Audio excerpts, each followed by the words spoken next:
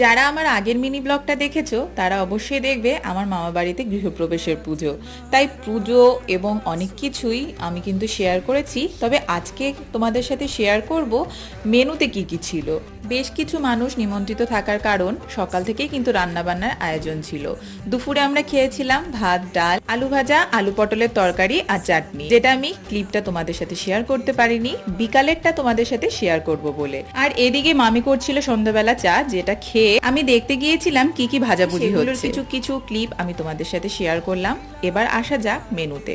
প্রথমে ছিল রাধা বল্লবী, তার সাথে চানা মশলা, তারপর হলো ভেজ কাটলেট, তারপর ফ্রাইড রাইস, আলুর দম, চিলি পনির, স্যালাড, আর হলো চাটনি, পাঁপড়, মিষ্টি ছিল কিন্তু আমি খাইনি বলে আমি তোমাদের দেখাতে পারলাম না, আর আইসক্রিম যেটা আমি বাড়িতে নিয়ে এসে খেয়েছিলাম। খাওয়ার দাওয়ার খুব ভালো ছিল এবং আমরা খুব আনন্দ করেছি। জানিও কেমন লাগলো। ভালো লাগলে অবশ্যই লাইক শেয়ার করো।